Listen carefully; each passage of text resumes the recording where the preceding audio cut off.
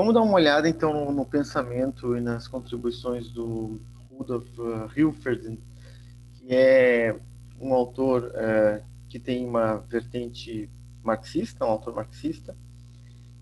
Ele tem uma contribuição relevante nessa questão. Aí, é um dos primeiros autores que trata sobre isso, não é? Em 1910, pouco mais de 100 anos, ele trata sobre o capital financeiro, muito embora mesmo o Marx já tinha tratado, né, sobre isso na década, enfim, meados da década de 40 do século XIX. Mas o Hilford então dá sequência aqui e ele vai inspirar outros autores teóricos do imperialismo e outros autores marxistas, como por exemplo o próprio Lenin, tá? Então esse é o Hilford, mas antes de falar do Hilford, eu queria fazer só uns comentários que ficaram pendentes lá do material do Veblen, tá? Que eu acabei esquecendo, acabei passando, vou aproveitar para falar agora. O Veblen, quer dizer, o Veblen, eu falei ali todas as críticas que ele faz aos neoclássicos e aos marxistas, mas eu não cheguei a abordar as críticas que ele recebe, né? Então, o Veblen recebe muitas críticas também. A principal delas é que aquela concepção sai do indutivismo, né, que não seria capaz de constituir teoria, tá? Então, há uma crítica de que os institucionalismos não são teóricos, chamam até de pseudocientíficos. Não tem teoria, né, não conseguem explicar a realidade, ficam meramente descrevendo a realidade. E também, se a gente for ver, não tem uma formação sobre como se formam os preços, né, as relações de preços, as relações de mercado, isso não tem. Mas, né, então, enfim, essas são as críticas aí, só para citar também as críticas que fazem ao Weber, tá? Que eu queria comentar. Mas voltando então ao Hilferd, vamos em frente. O Hilferd era um autor, um personagem austríaco, nasceu em Viena, e ele era médico, tá? Mas ele estudou, quer dizer, lembrando, não tinha um curso de economia, não é? Todos os economistas, eles não eram economistas porque eles não se formaram em economia. Eles leram e acabaram desenvolvendo teoria e escrevendo sobre. Que foi o caso aqui, né? Ele era autodidata em economia, filosofia e história, tá? Ele serviu a Primeira Guerra Mundial. Ele era um militante político. Ele foi, além de ser um teórico, ele era também militante político e um homem prático. Então ele, quer dizer, viveu, exerceu cargos importantes e foi líder partidário, não é? Ele era afiliado ao Partido Social Democrata da Alemanha e deu aula de economia e foi ministro das finanças da Alemanha em duas oportunidades, tá? Isso antes da ascensão do nazismo. E ele era judeu e marxista, não é? E aí, bom, né, com a ascensão do Hitler, ele acabou se exilando, né? Mas foi perseguido, capturado, torturado e morto pelos nazistas. Então, é uma vítima aqui do nazismo. E ele viveu um período ali de vários momentos turbulentos ali da Alemanha, que esse momento ali do anterior ao nazismo, né? Que a Alemanha estava penalizada pelas responsabilidades da Primeira Guerra Mundial, mas ao mesmo e teve também uma hiperinflação, né? E ao mesmo tempo havia um crescimento grande, não é, da Alemanha, formação de grandes conglomerados alemães e também um crescimento do capital bancário na Alemanha, tá? Então ele vivenciou isso. E ele fala mais da Alemanha, na verdade, mas acaba, quer dizer, a experiência dele é na Alemanha, né? Da Alemanha, mas ele acaba teorizando de forma geral, tá? E lembrando aqui que esse contexto, né, quando a gente fala que ele é um autor que ele inspirou os teóricos do imperialismo, né? Embora ele não trate exatamente disso.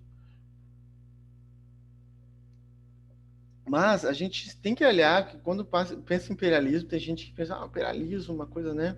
Ah, né? Uma coisa distante, né?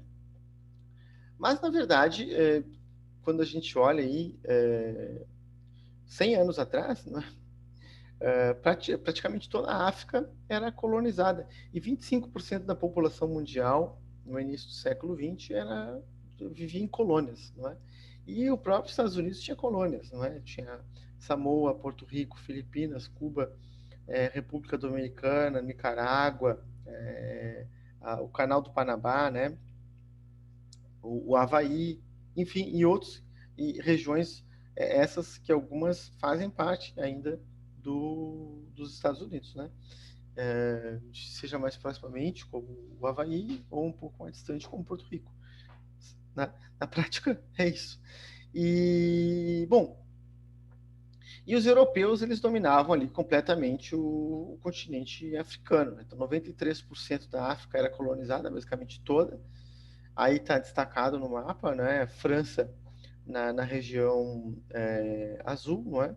E a Inglaterra, o Reino Unido, na região vermelha, né? Que praticamente dominavam aí o continente africano. Mas também a Alemanha, né? Com territórios, Espanha, Itália, Portugal e Bélgica. Né? Então, a África completamente fatiada, mas também tinha colonização na Ásia, não é? Ainda nesse período. Bom, então assim, vamos para a parte do debate propriamente dito. O que ele vai tratar aqui, ele vai dialogar um pouco, vai ser um dos autores que vai dialogar com a concepção liberal neoclássica, não é? De que quando dois agentes fazem trocas, seja firmas, não é? Seja uma firma e um indivíduo, seja indivíduos residentes em países diferentes, não é? Ou seja, um comércio internacional, ele faz trocas porque ele quer, não é? E ele paga aquele valor porque ele quer e ele aceita o valor que estão ofertando porque ele quer, não é? Então é algo que é mutuamente benéfico, todo mundo ganha com o comércio, tá? Essa é a ideia aqui dos neoclássicos. Né? E no comércio internacional, que é algo que vem desde lá do Ricardo, né? Não é diferente. Então, os países vão acabar, na concepção lá do Ricardo, se especializando naquilo que eles são mais produtivos. Né? Então, o Brasil é mais produtivo em soja, então vai exportar soja. Não é? A China é mais produtiva antigamente, se a gente for pensar, sei lá, em têxteis e calçados, não é? Há um tempo atrás era isso. Então, vai exportar têxteis e calçados, né? E assim sucessivamente, a especialização produtiva, e isso acontece harmonicamente. Então, todo mundo ganha, não é?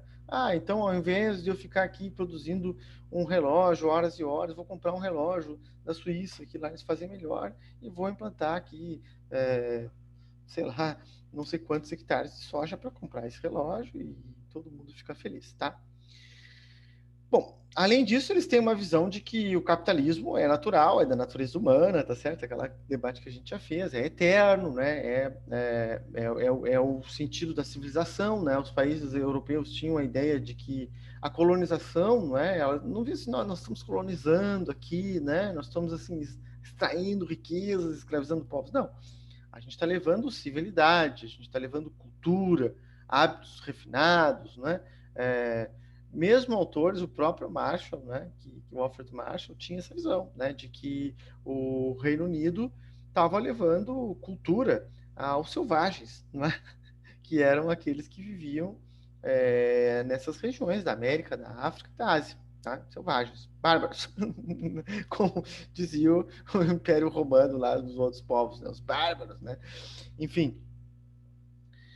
Então, assim, à medida que o comércio internacional avança, na verdade é um comércio internacional que o capitalismo também vai se espraiando, né? O capitalismo vai avançando para outras regiões do mundo, né? Ou a economia de mercado, como a gente queira chamar.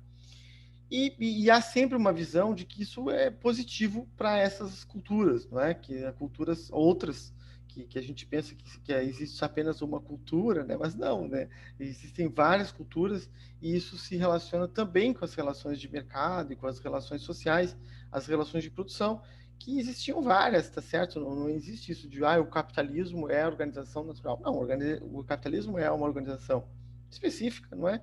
E que tem pouco mais de 200 anos e hoje domina o mundo, tá certo? Mas não foi sempre assim, né? Então, eles estão falando aqui digamos assim, de uma fase em que o capitalismo estava ainda bastante avançando pelo mundo, né? No final do século XIX, início do século XX, crescimento grande do capitalismo, não é? Bom, e aí, quais são as críticas aqui, né? Bom, que vários autores vão fazer, né? Não apenas o Hilferd, mas outros tantos, tanto de vertentes marxistas, quanto de vertentes que a gente vai chamar depois de desenvolvimentistas, né, que vão surgir depois. Bom, o mercado não é mutuamente benéfico, né? O cara que está lá pagando, né, eventualmente um produto que ele tem que comprar, ele paga porque é o preço que custa, não necessariamente porque ele estava disposto, né, ou ele é obrigado a, né, eu pago aluguel porque eu acho lindo esse preço do aluguel. Não, eu pago aluguel porque eu sou obrigado, senão eu vou morar na rua, né? Tá, mas então morar na rua é pior do que morar na casa, então o indivíduo escolheu morar em casa. Tá, é verdade. Mas ele é obrigado a pagar aquele valor que eventualmente pode engolir a renda do indivíduo, né? E assim, só para dar um exemplo, né? Então eu penso lá nas multas que eu recebo, trânsito, maravilha, vou lá pagar, né? Eu adoro pagar. Então, na verdade, né, é um pouco imposto, não tem como morar, né, nas colinas, tá certo? É uma imposição, né? Não tem escolha para o indivíduo se ele quer ou não trabalhar, tá certo? Ou ele trabalha ou ele morre de fome, então não tem escolha, né? Não tem escolha se o indivíduo quer ou não se inserir no mercado, né? Bom, a economia de mercado é como funciona a sociedade, né? Então vamos lá, sabe? Não tem escolha se o indivíduo quer ou não comprar. Bom, ele é obrigado, como as coisas estão dadas. E, e é uma ilusão imaginar que isso é mutuamente benéfico, não é? Tem um que ganha com isso, afinal de contas, não teria lucro, então, né? Então, existe lucro, tá certo? Então, o lucro é porque o cara ganhou, tá? Nessa relação comercial. E mais do que isso, à medida que é isso que o Hilford fala, né? Que o capitalismo vai avançando, essa história de livre concorrência é piada, né? O que existe é oligopólios. E esses setores, esses oligopólios dominam cada vez mais a economia e, portanto, têm cada vez mais capacidade de obter lucros cada vez mais representativos e dificultar a entrada de novos concorrentes, não é? Então, é evidente. E isso acontece também no comércio internacional, tá? Existem países, eu nem preciso contar a história, né, de que a Inglaterra impôs o livre mercado para vários países, né?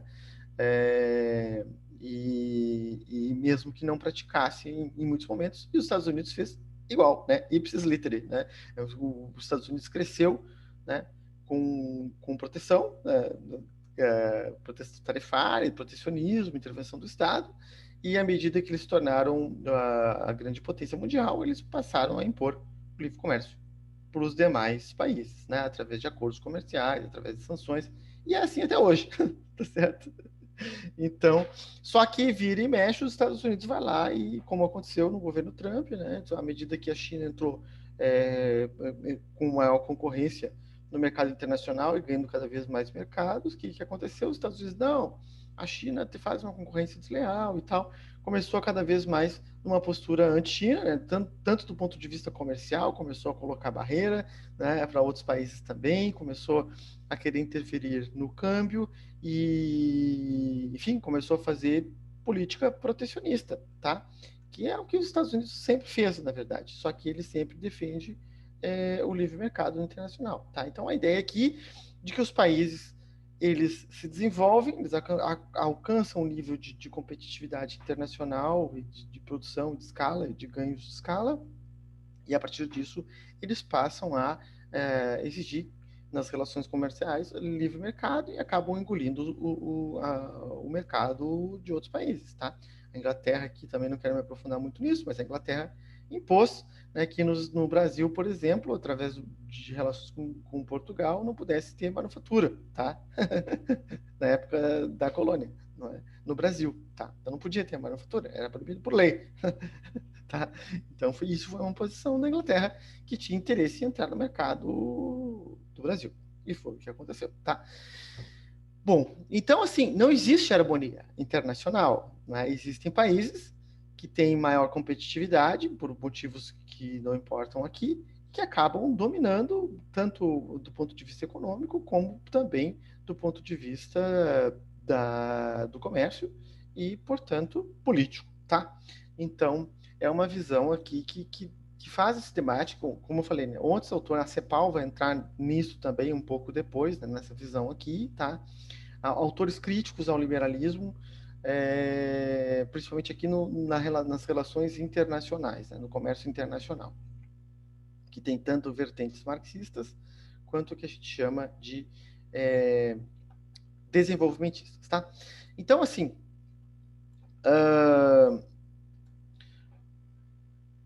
aqui, né, ele tem uma visão de que ele trata assim dos países, esses países aqui, eles vão, quer dizer, a política, que é aquela visão assim que os marxistas possuem, né? Diferentemente dos liberais. Geralmente os liberais que argumentam? Olha, a política é jogo de interesses, né? Existem interesses e que se fazem exercer na política, e a política tem muita relação com corrupção, né? O Estado é corrupto, e quanto menos Estado, melhor, tal, né? E esses jogos de interesses, quer dizer, a política seria a coisa aquela poluída, aquela coisa não técnica, tá certo? Mas uma visão política que não é uma visão técnica. Essa é a visão dos liberais, tá? Como é que os marxistas enxergam? Então, os marxistas enxergam que existem, sim, grupos de interesse, que eles chamam de classes sociais, né? Que não apenas classes sociais, mas que estão articulados, que disputam poder e que esse poder e que acabam dominando o Estado de alguma forma, né? Então, à medida que esses países, no caso aqui, por exemplo, os Estados Unidos ou mesmo a Alemanha, outros países vão crescendo, não é? Vão se impondo, né, internacionalmente, esse capital, né, já oligopolizado, domina o Estado. Né? Então, a visão que eu já falei aqui, de que ingênua, equivocada, de que o marxismo é a favor do Estado grande. Isso não é bem verdade, não, tá? Porque no marxismo eles acham que o Estado acaba sendo capturado pelas elites, não é? Pelos capitalistas, tá? E é aquilo que ele está falando, né? Que à medida que as elites capturam o Estado, né? O que quer dizer isso, né? Quem faz as leis? As leis são feitas pela democracia, pelo sufrágio universal, né? É claro que as elites têm muito mais poder sobre as leis, ou os ricos, né? O capital financeiro, quem é que tem mais influência sobre o processo legislativo, sobre o processo judicial, né? Né? Quem é que tem mais influência? É o cara que mora na periferia ou o CEO de uma grandíssima empresa? Então, é evidente. Então, à medida que essas elites se apropriam do Estado, né? Nas mais diversas formas, esses estados que vão se tornar os estados imperialistas, né, eles buscam expandir o capitalismo, né, para outros países. Por quê? Porque eles precisam, no caso de mão de obra barata, né, que é o caso aqui da expansão para países que têm abundância de mão de obra, precisam de matérias-primas baratas, tá? E vários desses países são ricos em matérias-primas de diversas formas, minerais, extração, etc. E precisam de um mercado consumidor, tá? E à medida que esses estados vão disputando esse espaço internacionalmente, gera conflitos imperialistas, não é? Que é a visão aqui de que tanto a Primeira e a Segunda Guerra Mundial eram conflitos entre países imperialistas, né? A Alemanha, no caso, o Reino Unido, né? Que disputavam ali o poder na Europa, que acabaram entrando em conflito com vários outros países de aliados, etc, etc, e se autodestruíram, né? E acabou dando espaço para os Estados Unidos passar à frente, tá? Bom, aí o Hilford, né, ele fala sobre o capitalismo financeiro, né? Bom, enfim, é um tema que é interessante, né, que vai crescer depois, posteriormente. Ele é um precursor aqui, digamos, né, muito embora, como eu já tenha dito, o Marx falava sobre isso também, mas aqui ele vai dar uns passos adiante, tá? Ele teoriza sobre a expansão das sociedades por ação. Ele viu esse processo, né, que já vinha, mas que ele assiste, de crescimento do capital financeiro, tá? E à medida que a ideia lá também dos liberais, não, quanto mais mercado, melhor, e o Estado deve, né, incentivar a livre concorrência, etc. Né? Ou seja, o que é livre concorrência? Né? Um termo lá, livre concorrência, que não podemos deixar assim só um termo vazio. Né? Livre concorrência é uma ideia de que não apenas existe competição, né? Mas que existe livre entrada e saída de firmas, tá certo? Então, setores que são altamente lucrativos vão entrar firmas, né? Setores que são pouco lucrativos vão sair firmas, e isso vai gerar sempre um preço, né, de equilíbrio e uma taxa de lucro condizente com a livre concorrência. Bom, então quer dizer que eu, por exemplo, estou achando que o petróleo está muito lucrativo. Estou a fim de parar de dar aula. Vou montar uma empresa de petróleo, é evidente, não é? Claro, por que todo mundo não faz isso? Bom, porque não existe livre concorrência, tá? Porque eu não tenho condições de entrar no mercado de petróleo. Porque para entrar no mercado de petróleo eu preciso ter alguns bilhões que eu não tenho, tá? Então não existe livre concorrência.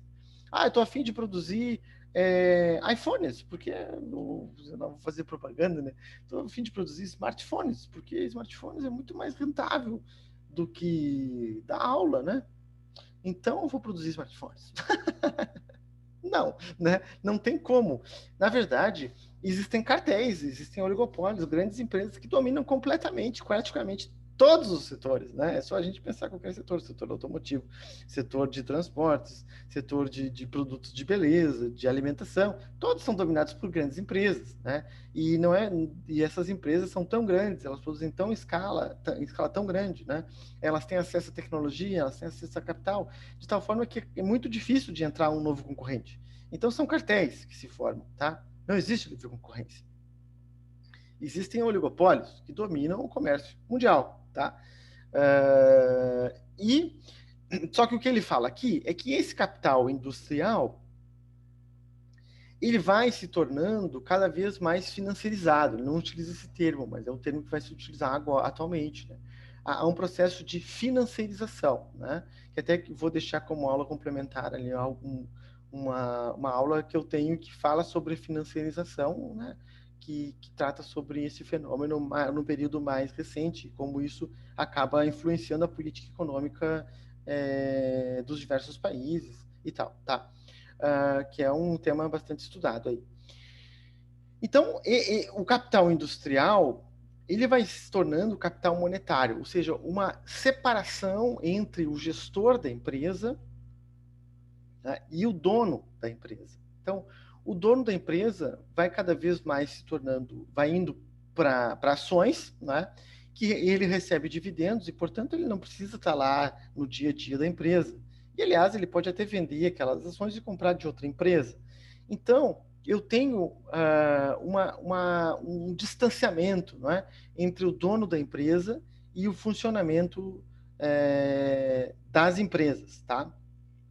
De tal forma que isso vai se tornando cada vez mais volátil. Isso acontece principalmente depois da década de 70, que é o fenômeno aí da financiarização, né? Que é mais propriamente quando isso avança muito, né? Até os dias atuais, tá? Então, os bancos, né? Quer dizer, o que acontece? Esse setor aqui vai se tornando financeira, né? Finanças. Então, compra e venda de ações, compra e venda de ações, compra e venda de ações.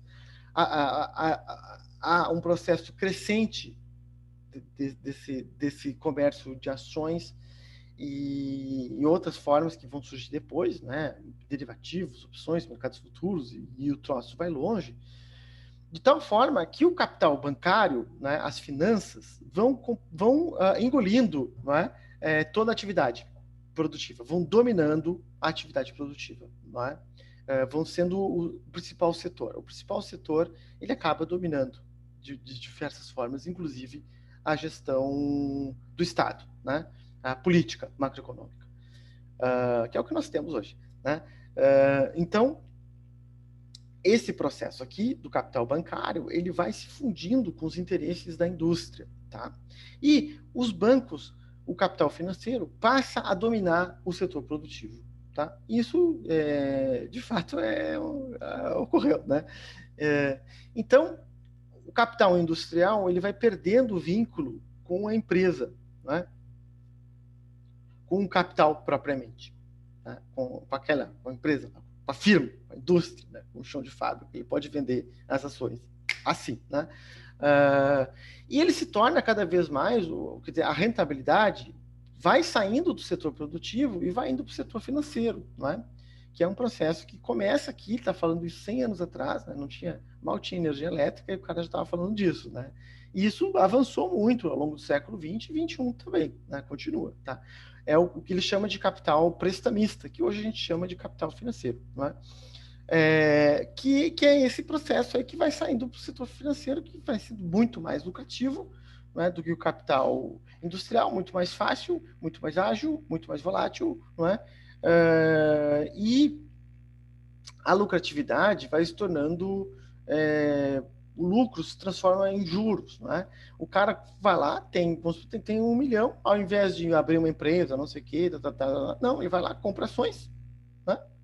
E vive de dividendos, né? E vai comprando e vendendo ações, vive de dividendos. Ele trabalha? Não, né? Tá? E tá, mas ações estão empregadas no setor produtivo. Uma ova, aquilo lá é pura especulação, né? O dinheiro sobe, desce, vem a notícia, sobe, vai, desce, tá? E os caras vão lá ganhando dinheiro, muito dinheiro, sem trabalhar, né? E sem ter nenhuma relação com a indústria, com a produção propriamente dita. É financeira e volátil, né? E essa ação se torna um título de rendimento. Tenho lá, então, vamos falar, não, vou apostar, sou fundamentalista, aquela coisa, né? Vou apostar nessa empresa aqui, vou colocar tanto e vou receber dividendos e vou curtir minha vida, não é? Então, é uma distância que não preciso ficar pensando em compra e venda de papéis, em compra em pagamento de funcionários, em pagamento de não sei quem, aquisição de não sei o que, isso eu terceirizo, não é? Vai ter lá uma pessoa que trabalha lá como CEO, como gestor da empresa, que vai visar sempre o crescimento das ações e dos dividendos, e, né, tem uma galera aí vivendo, né, numa boa, né, sem trabalhar. São os donos do capital. Isso é que a gente chamava lá de rentismo, né? Então é o capital rentista, tá? Vive de rendas, na verdade. Ele não produz, né? Ele vive da propriedade, tá? Esse aqui é um estudo que é interessante sobre a rede patrimonial. Isso aqui já mostrando os estudos mais recentes, esse aqui de 2011, né? Para mostrar que, bom, isso é fato, tá, gente? A gente não, quer dizer, a gente pode discordar de teoria e tudo, mas isso aqui é um fato, né? Existe cada vez, esse processo foi crescendo, crescendo, crescendo, crescendo, e a gente está no auge agora, não é? Em que existe uma interconexão de grandes empresas, de que umas são donas das outras o tempo todo, né? Elas têm ações umas das outras, são empresas cada vez maiores, e que tem por trás, nessa rede patrimonial gigantesca, que tem uma conexão global, né? Tem por trás grandes bancos, né? Credit Suisse, Merrill Lynch, Deutsche Bank, né? Enfim, Bear Stearns, Goldman Sachs, Bank of America, Citigroup, Morgan Stanley e tal, tá? São grandes bancos, né? Que acabam centralizando, né? As ações de grandes empresas mundo afora, de empresas cada vez maiores e cada vez mais interconectadas numa rede, uma teia patrimonial, né, bastante grande. Se a gente aproximar, a gente vai ter isso aqui, não é? Diversas grandes empresas que dominam completamente a economia, a produção, não é? E também a política econômica, tá? Esse é um segundo desdobramento aí posteriormente, a política propriamente dita, e que tem uma rede de interconexões aí global, né? Em que uma tem ação de outras, tá? Bom, ele chama o Hilferd, né, esse processo aqui, de capitalismo organizado, não é? Que é uma subordinação do Estado aos interesses da classe dominante, que é algo que, como eu falei, né, isso é raiz marxista. Tá? Os marxistas, o Marx, né, mesmo enxergava dessa forma, né, de que o Estado ele acaba sendo dominado por quem tem poder econômico. Né? E no caso aqui, com o avanço do capitalismo e do capitalismo financeiro, o alto comando do capitalismo é pelo setor bancário e oligopolizado. Né? Então, essa teia ali. Né? Eles dominam os estados, a política econômica, não é? E, portanto, que é a ideia, né? Não existe democracia, tá? Isso é fake, né? Não existe as instituições, a democracia, as leis, cada um voto, né? Não, né? Na verdade, quem domina a política, a legislação, a organização social, a forma de produção, a ideologia, né? Na visão marxista aqui, quem tem capacidade de influenciar a ideologia que as pessoas acham que caiu da sua cabeça, não, né?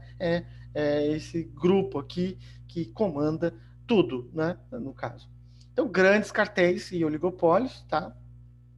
Que, aqui no início do século XX, eles defendem a abertura dos outros países, né? Que é o caso aqui, isso aqui, ó, né?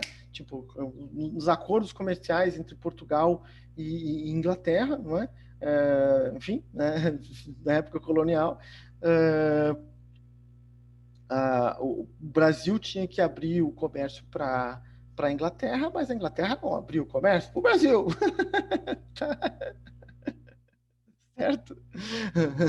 Daí os Estados Unidos e a Europa, que sempre nos últimos décadas de 90 para cá defendiam a abertura comercial dos outros países, da África, da Ásia, da América do Sul e Central, mas não abria o comércio nos setores que esses países são competitivos. Isso até hoje, né? Até hoje, tá? É assim, tá?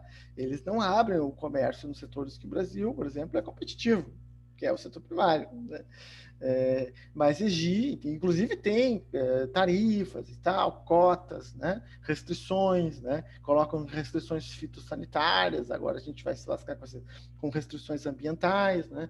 Mas no fundo é um protecionismo, né?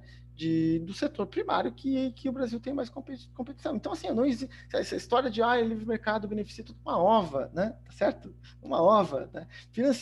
O livre mercado financia nos setores que você tem competitividade. Isso os liberais não têm a menor dúvida.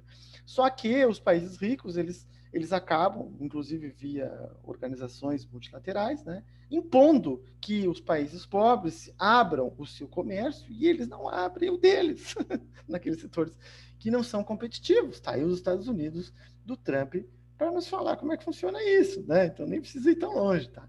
Então é isso, tá? Então e isso vem da onde? Não, da cabeça do Trump? Claro que não, né? São as grandes empresas que dominam o Estado, né? No caso, o Deep State, né? A CIA, né? São dominados por esses interesses que defendem os interesses do Império dos Estados Unidos, né? Que tem uma visão de expandir os seus negócios e as suas empresas crescerem mundo afora, né? E ganhar cada vez mais poder e dinheiro, tá? Então, essa é a ideia aqui do imperialismo. Então, aqui, ó, a financiarização, ela dá um passo nesse sentido, né? Um outro passo, né? Que tudo isso que eu falei antes, né? O domínio das finanças, tá? Então, o capital financeiro ele é muito mais coeso do que o capital industrial, que eventualmente está em conflito interno. O capital financeiro não, né? E ele tem muita relação com o avanço do imperialismo, né? Na visão desses autores aqui que dão inauguração a essa ideia. Mais do que isso, há um processo de autonomização do capital financeiro, né? Ele vai cada vez mais se descolando, né, do capital industrial, vai ficando cada vez mais autorreferenciado, né, e vai cada vez mais dominando a economia e a política. Tá? Aqui uma passagem do Hilferdin. A dependência da indústria com relação aos bancos é, portanto, consequência das relações de propriedade. Uma porção cada vez maior do capital da indústria não pertence aos industriais que o aplicam. Dispõe o capital somente mediante o banco, que perante eles representa o proprietário. Por outro lado, o banco deve imobilizar uma parte cada vez maior de seus capitais.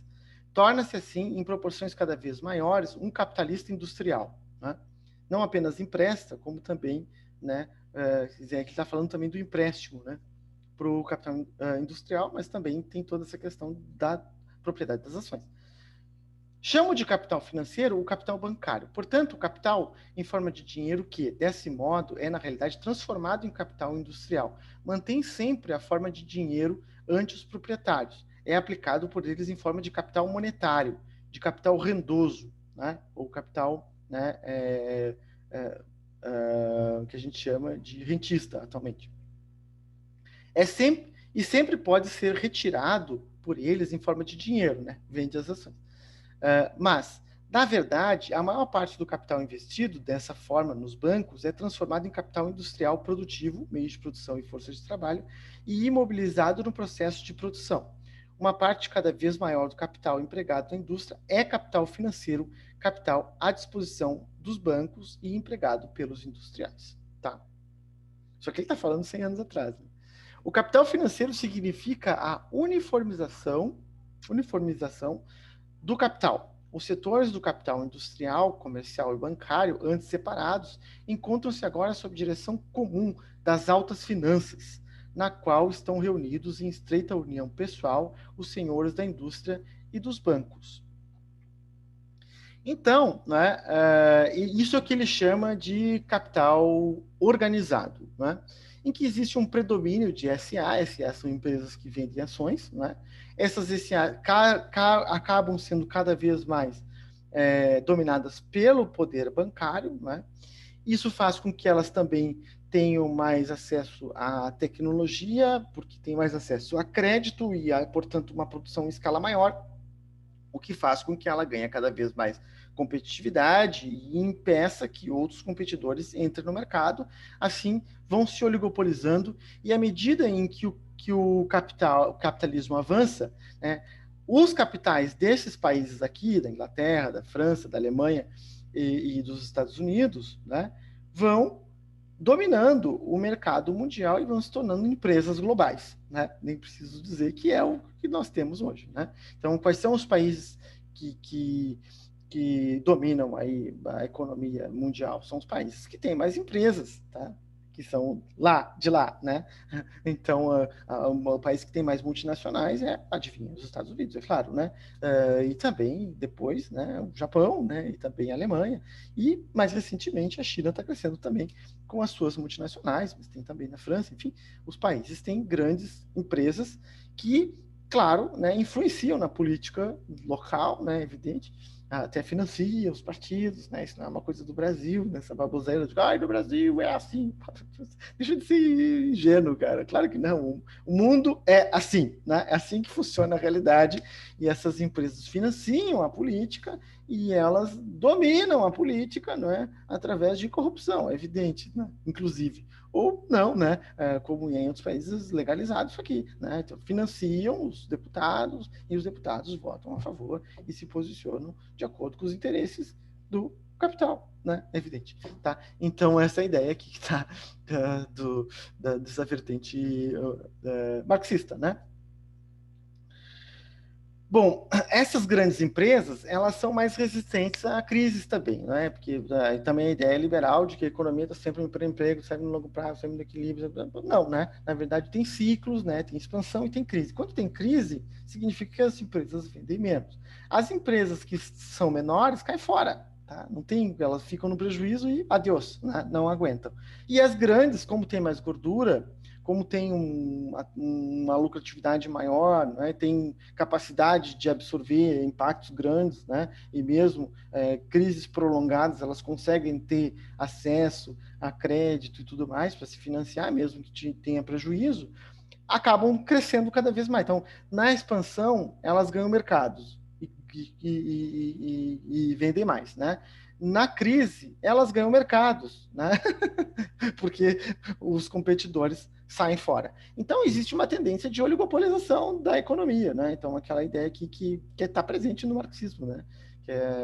Que Marx já falava isso lá 150 anos atrás, tá? Não livre concorrência é fake news, né? Não tem, né? É um processo de concentração e centralização do capital cada vez maior, tá? E aqui ele está falando desse outro momento aqui em que essa liderança se dá no setor financeiro, né? Em que as taxas de juros dos investimentos diretos externos são maiores do que a taxa de lucro do comércio, né? Isso aqui na visão que fala o Hilferd, né? Que é a ideia de que o comércio externo acaba sendo juros aqui naquele sentido do juros do capital, né? Acaba sendo mais rentável do que o comércio, né? E mesmo do que a economia doméstica, tá? Então, esses países aqui que têm essas empresas, no caso aqui ele está falando da Alemanha, mas também de outros países, né? Também Estados Unidos, Reino Unido, França, etc., esses países aí, a política local acaba sendo dominada por esses setores. Muito embora existam conflitos também, né? Se a gente lembrar na história dos Estados Unidos, existiam conflitos, né, internos. Existiam aquelas empresas, né, no caso, aqueles grupos políticos, tá, que defendiam que os Estados Unidos deveria ter uma inserção mais global, né, essa expansão, e tinha setores que eram contra, né? E existiu essa política, essa disputa interna dentro dos Estados Unidos, porque não se beneficiaria com isso, não é algo que unifique todo o capital, né? Então existem disputas internas também, tá? Quem são os principais beneficiados, né? Os financistas, é claro, né? Que acabam cada vez mais, essa é a ideia, né? O capital industrial que dominou o início, ou pelo menos a segunda fase para alguns do avanço do capitalismo, ele passa cada vez mais a perder influência para o capital financeiro. Tanto aí que a Inglaterra, que é o primeiro país a se industrializar, não é? Que a Revolução Industrial foi na Inglaterra, né? A primeira Revolução Industrial, e expandiu lá o mercado de têxteis e tal, etc., máquinas e tal. E, bom, à medida em que avançou esse processo, o capital industrial da Inglaterra perdeu influência e a Inglaterra passou cada vez mais a depender do capital financeiro, né? Era o capital financeiro que passou das cartas lá, a City Londrina, né? Que dominava o financismo global, né?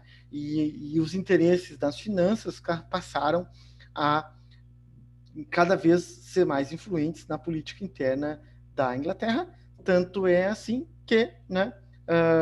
Acaba que o setor competitivo, que era competitivo outrora da indústria inglesa, acaba perdendo participação, tá? Tal como tinha acontecido anteriormente com o setor primário.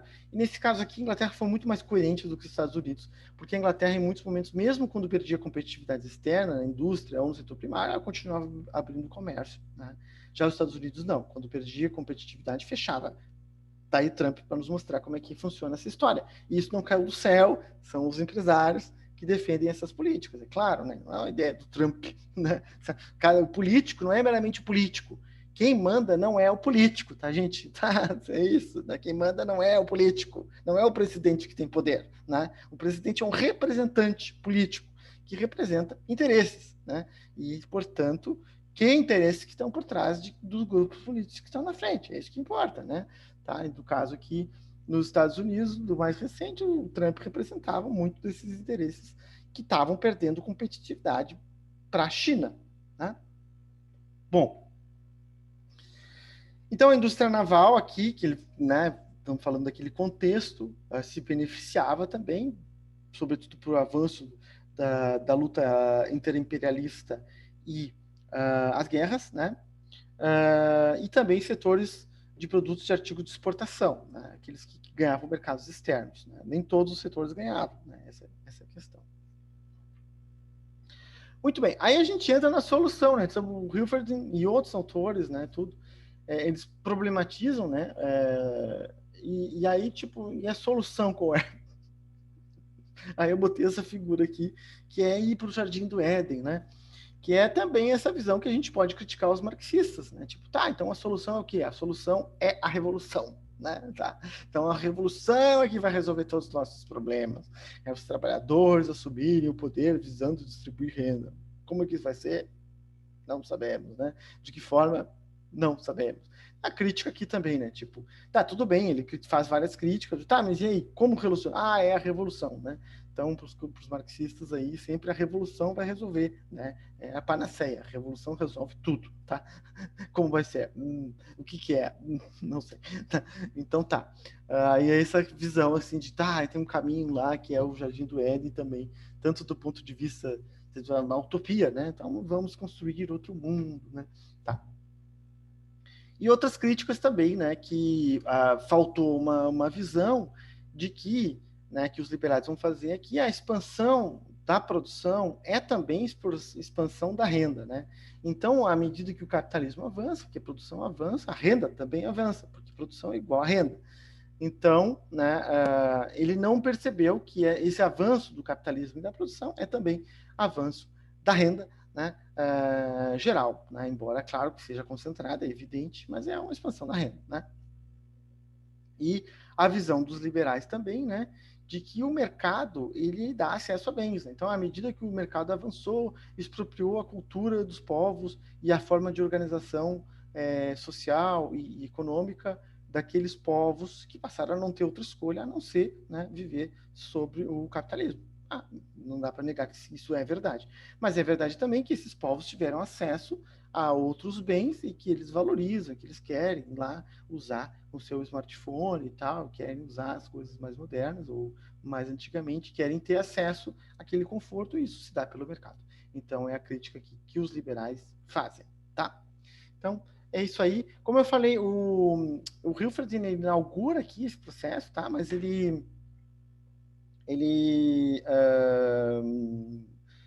vários outros autores vão seguir e essa acaba se tornando uma vertente do marxismo, né?